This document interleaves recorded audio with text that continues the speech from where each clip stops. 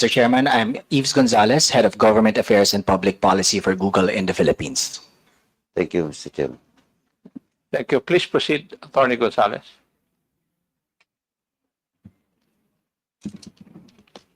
Mr. Chairman, good morning. So once again, I'm Yves Gonzalez, Head of Government Affairs and Public Policy for Google in the Philippines. It's an honor to be able to share with you today how YouTube combats the spread of misinformation. Technology and public information. This inquiry into the rampant posting of false and malicious content in social media platforms is being conducted pursuant to House Resolution number 286, principally authored by Senior Deputy Speaker Aurelio D. Gonzalez, Jr. In the face of the petition for certiorari filed by certain bloggers who were invited to the first hearing, I wish to stress the objectives of the inquiry as stated in the aforementioned resolution. The inquiry aims to ensure that all proposed legislative measures align with the constitutional guarantees of freedom of speech and of expression and prevent any undue censorship. It further seeks to identify gaps in legislation and review existing laws, particularly Republic Act number 10175 or the Cybercrime Prevention Act of 2012. Enhance the transparency and accountability mechanisms of social media platforms, recommend measures to address cybercrimes, protect digital safety and public trust by proposing public awareness campaigns, and engage key stakeholders such as representatives from social media organizations, cybersecurity experts, civil society groups, and constitutionalists to ensure a balanced approach to combating harmful content. For today's meeting, the committee shall hear a presentation from the social media platform Google, the proposal to establish a framework for content creators, and the legal position of the Department of Justice on the doctrine of the duality of crime.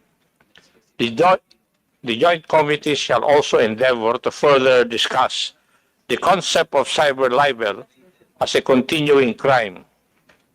And before we start the discussion, I wish to thank everyone for taking time out from their busy schedules to be with us today.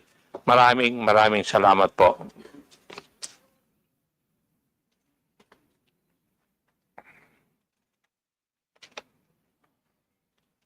Now, may I ask if any of my colleagues would have their remarks before we start with the interpellation proper? Mr. Chairman, if I may be recognized. Yes, the Honorable Barber is recognized. Mr. Chairman, I just would like to reiterate that the objectives or the objective of the hearing that the Tri-Committee is conducting is not to suppress the freedom of expression or the freedom of speech. In fact, we are all aware that this is provided for in our Constitution. And we'd like to respect and honor the right of everyone to his own opinion and to his own expression. Contrary to what others may be thinking, this is not in any way, Mr. Chair, a tool to suppress their expressions or their opinions on certain or several issues. Whether it may be in political point of view, or maybe economic point of view, or even other point of views. It's just a way of perhaps adopting what are the best practices of other countries in relation to the employment or deployment of social media platforms. Our take, Mr. Chair, being members of the 19th Congress, is to establish a set of rules, conscious of course, the constitutional right to freedom of expression. Yung sa atin lamang po ay isang polisiya or framework na kung saan ay hindi magamit po ang mga social media platforms for spreading fake news, or espousing disinformation, misinformation, or malinformation. And that is perhaps, Mr. Chair, what this representation would like to make it clear. No? Though there are some bloggers who have been hitting members of Congress, we don't mind. In fact, we don't mind if you start hitting us. Even if you do that 24 hours, 7 days a week, 365 days a year, that's your right. But please, be careful with what you post online. Because if these are found to be fake or lies or falsehoods, then there are laws that can be used to penalize those who have abused that freedom of expression. Kaya po tayo may mga batas. And let me remind them too that this right, though it is provided for in our Constitution, is not an absolute right. So para lang po malinaw, to put the discussion in the context of what we want to achieve in this particular hearing, Mr. Chair. Thank you, Mr. Chair. Thank you, Your Honor. Before we proceed further, may I know if there are resource persons present today who were not present in the first hearing so that they will, or the oath will be administered to them? Kindly stand up. Comsec, please administer the oath.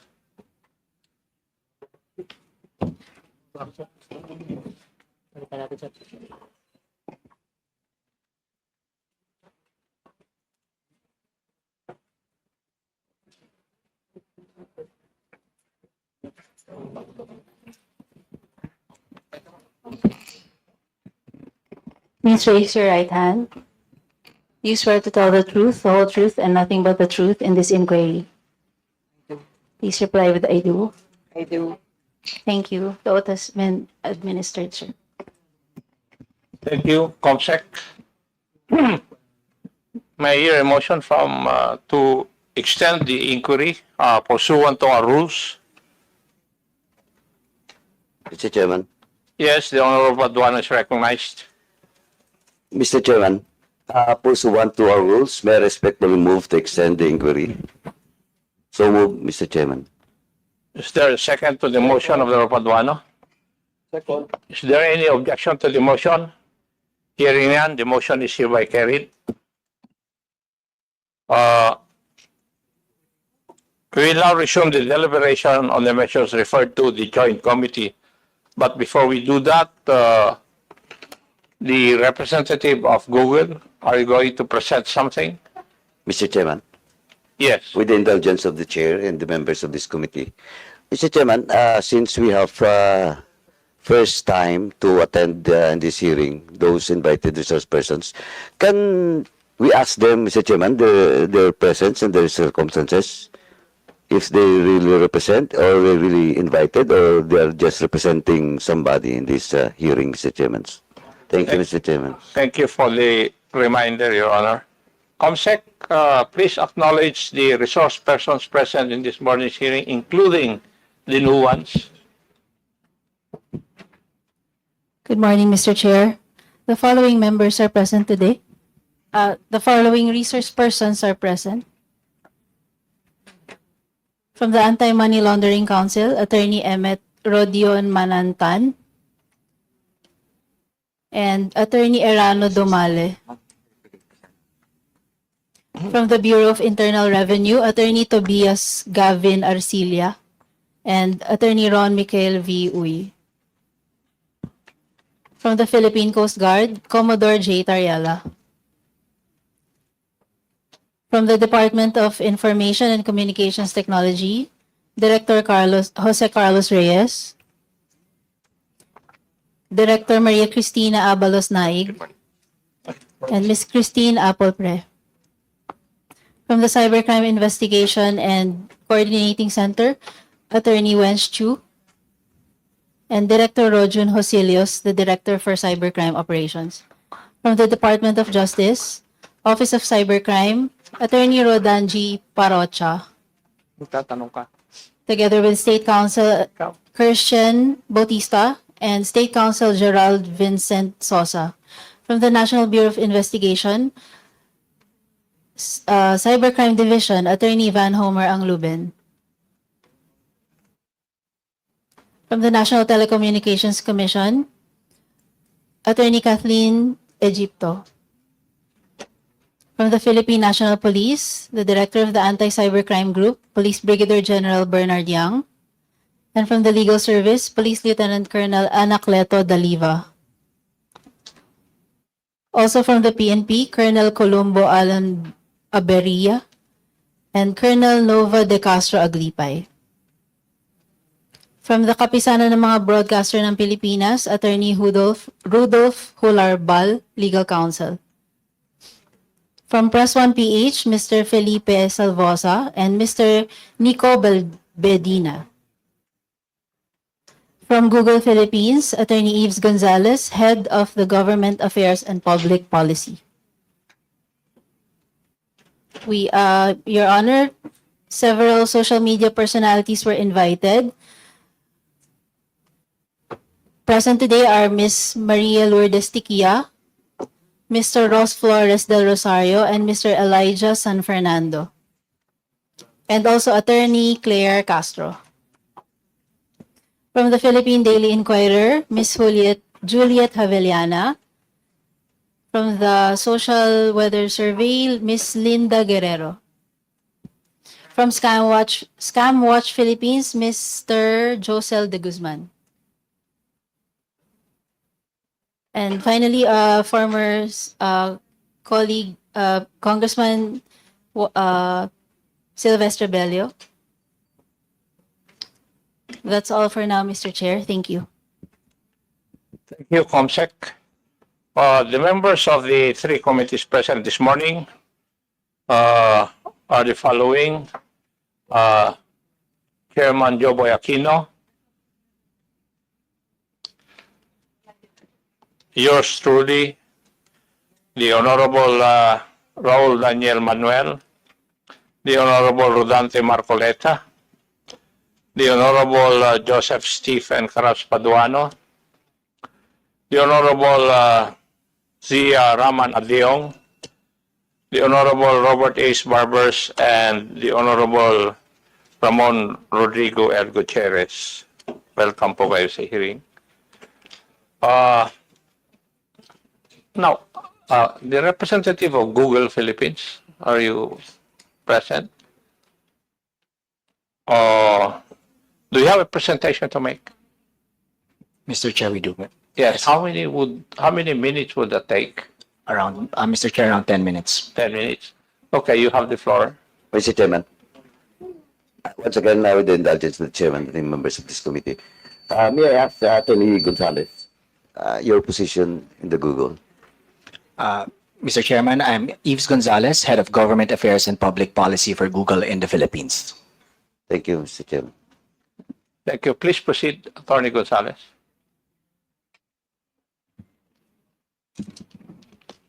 Mr. Chairman, good morning. So once again, I'm Yves Gonzalez, Head of Government Affairs and Public Policy for Google in the Philippines.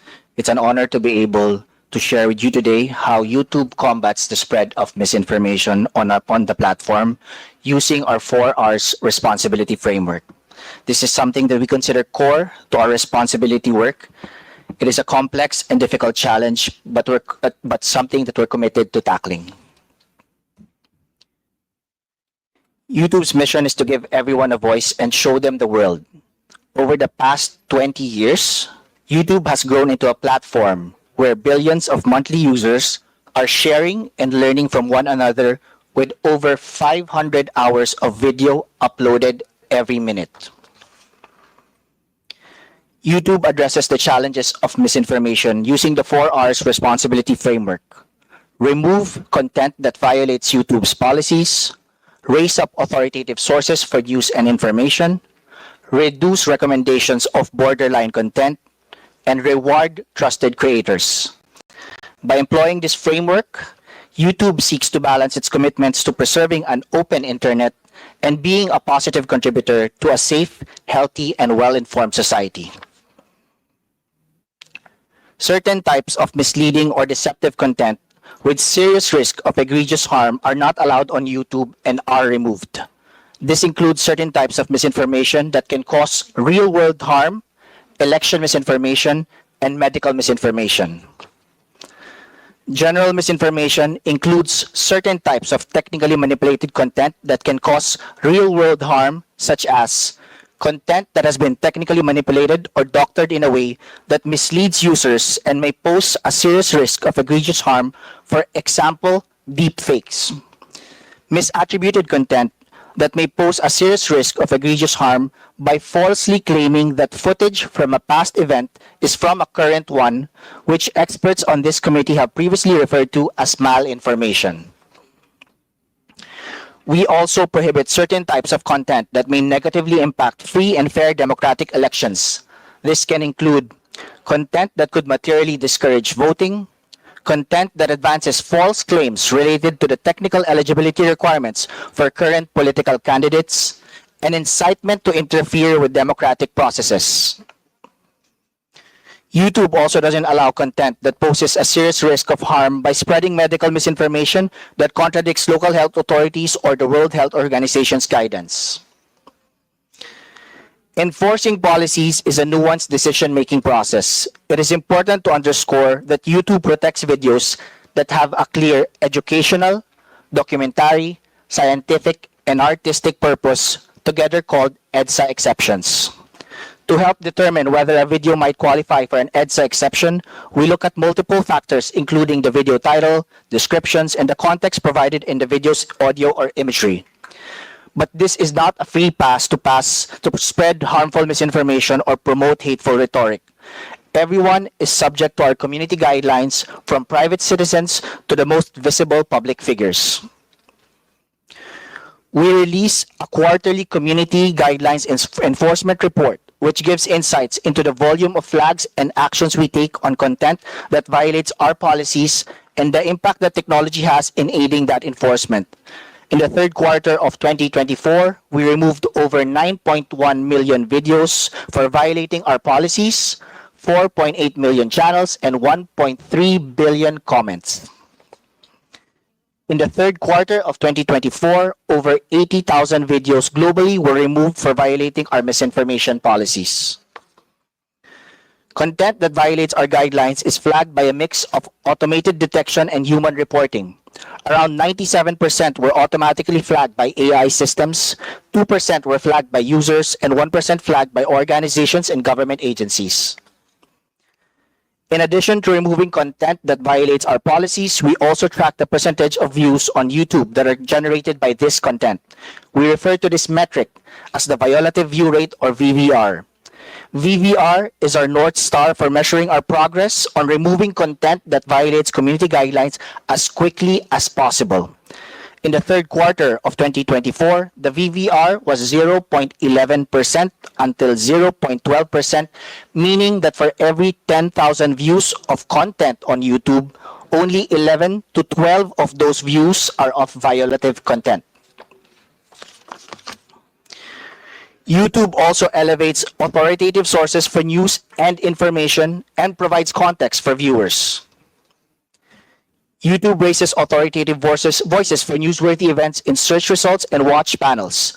Another example is the breaking news shelf. When a major breaking news event happens, the breaking news shelf appears directly on the homepage, featuring relevant videos from authoritative news sources.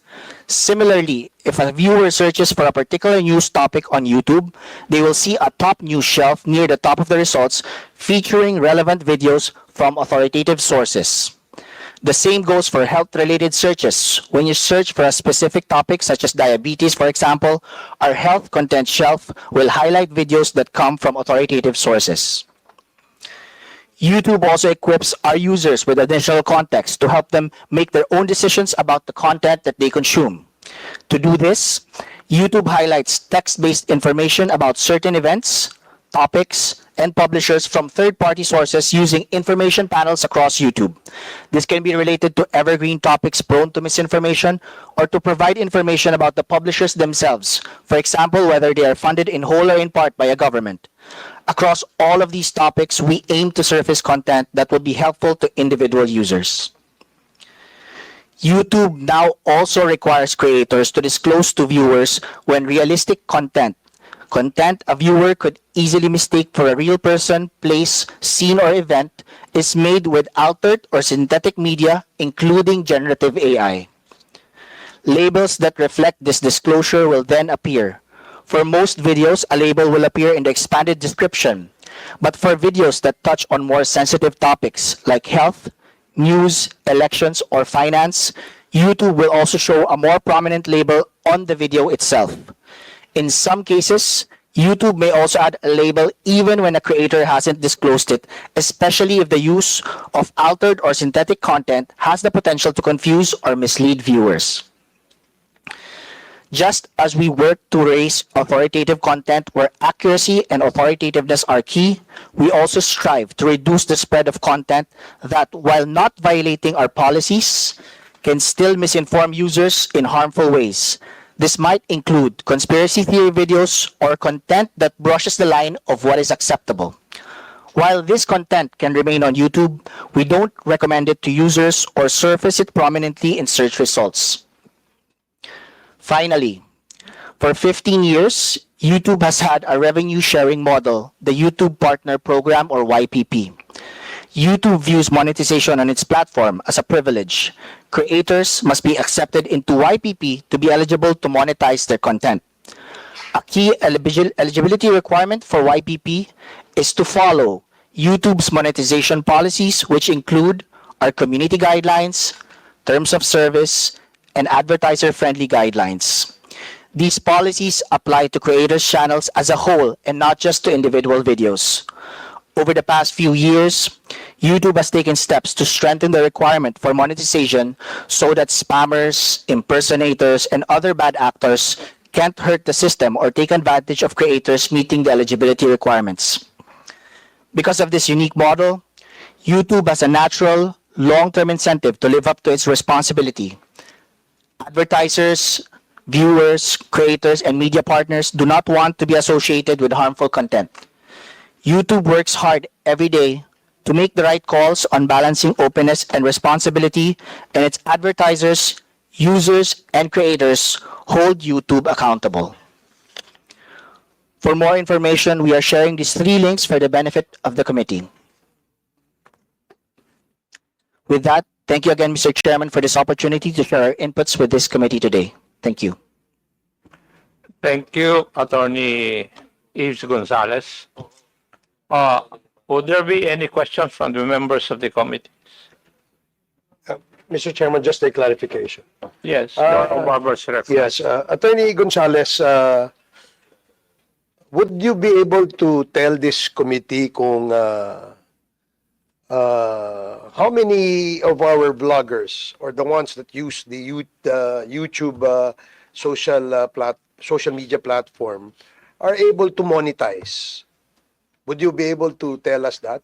And if you can, what is the ballpark figure of the amount of the revenues that these vloggers make? Mr. Chairman, I think tens of thousands of Filipino creators are in the YouTube Partnership Program. And all of them are monetizing? Once you are in the YouTube Partnership Program, then that means that you are monetizing your content. And would you be able to tell us, give us a ballpark figure as to how much revenues do these vloggers make? I think the Google, as a public company, is able to disclose its revenues, but I would not have the ability to give you the specific details for the Philippines. I understand, yeah. But the reason why I asked that, Mr. Chair, is because we'd like to find out what motivates the vloggers, the so-called vloggers. I'm not generalizing, no? But what I'm saying is that there are very few of them who actually are motivated by the monetization by these social media platforms. And the only objective is to generate engagements, a higher number of engagements, in order to convert this to cash. Tama, di ba? I think that's the motivation of some of these vloggers who peddle fake news. And you know naman how it is, no? When a fake news is being posted online, people has different reactions. One would probably, if one sees it, probably would say, "Totoo ba ito?" Or the other would say, "Ay, totoo ito. Kasi galing ito kay ganyan." Or would say na, "Teka nga, tanong ko nga kay ano, ipasa ko ito." So that creates engagements and increases the number of people who actually has seen a post that could be fake or could be false. So, anong mechanism meron si YouTube to be able to limit, if not eliminate, these kinds of peddling of falsehoods? Mr. Chair, I'd just like to share some relevant provisions of the advertiser-friendly guidelines which all YouTube creators need to comply with.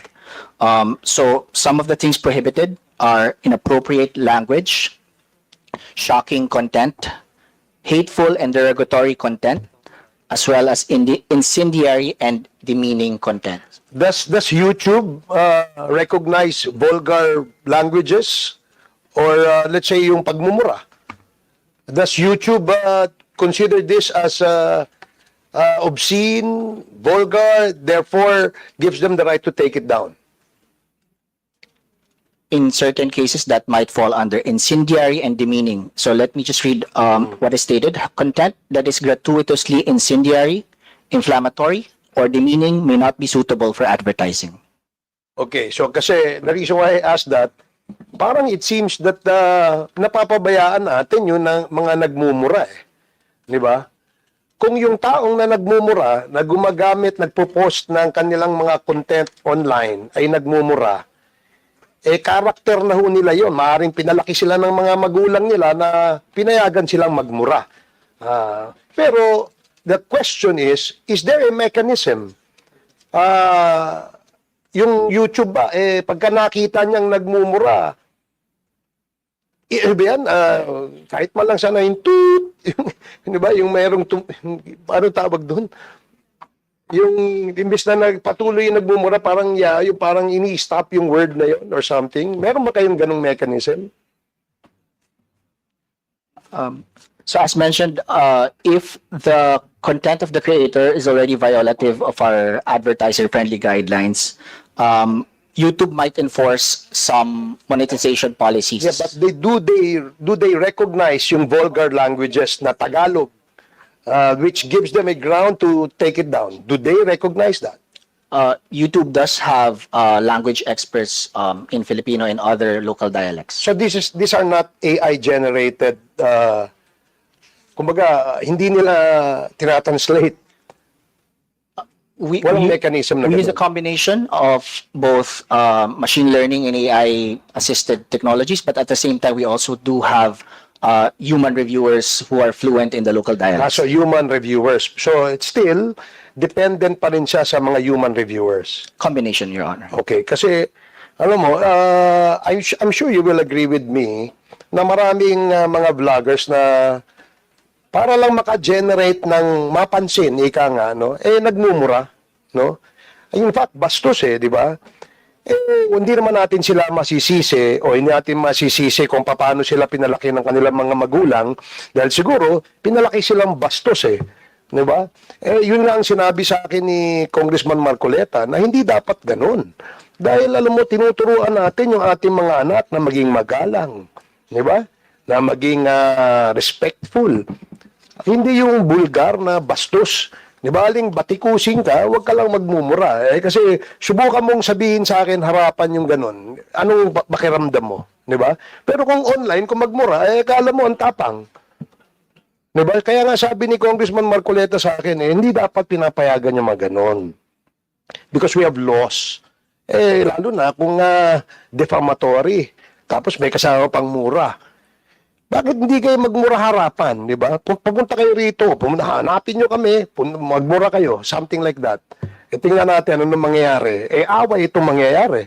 Kung magharap-harapan kahit nagmumurahan kayo, di ba? Alam mo naman, hindi naman normal yung ganun. Ngayon, because of the advent of social media, people like perhaps maybe expressing their dissent or maybe dislike to a person, to an institution, to an organization by using vulgar language. Di ba? Siguro, pagka ganun yung tao na mura ng mura, hindi mo naman natin masabing walang pinag-aralan yun. Wala lang pinagkatandaan malamang, no? At hindi dinidisiplina ng magulang niya. Kawawa ang magulang nun. Nakakahiya. Diba? Nakakahiya na yung anak mo bastos, ganyan. Kung magsalita pa ng mga kabastusan, parang walang anak na mga babae. And that is the reason why I asked that if ever there are mechanisms in that social platform that can control that. If not, that's fine. That's okay. Mr. Chair, so let me reiterate, all content monetizing with ads must follow our advertiser-friendly content guidelines. And one of the advertiser-friendly guidelines is inappropriate language. Content that contains profanity or vulgarity at the start or throughout the majority of the video may not be suitable for advertising. And some of the enforcement mechanisms that can happen to a creator that violates these policies are, number one, withhold, adjust, chargeback, or offset earnings or payment. Number two, limit ad revenue from the video. Number three, suspend participation in the YouTube partnership program. And finally, suspend or even terminate the YouTube channel. Okay. Last question, Mr. Chair. I hope you don't mind. My colleagues would not mind. I just wanted to ask, why do you monetize? Why? What is the logic behind monetization?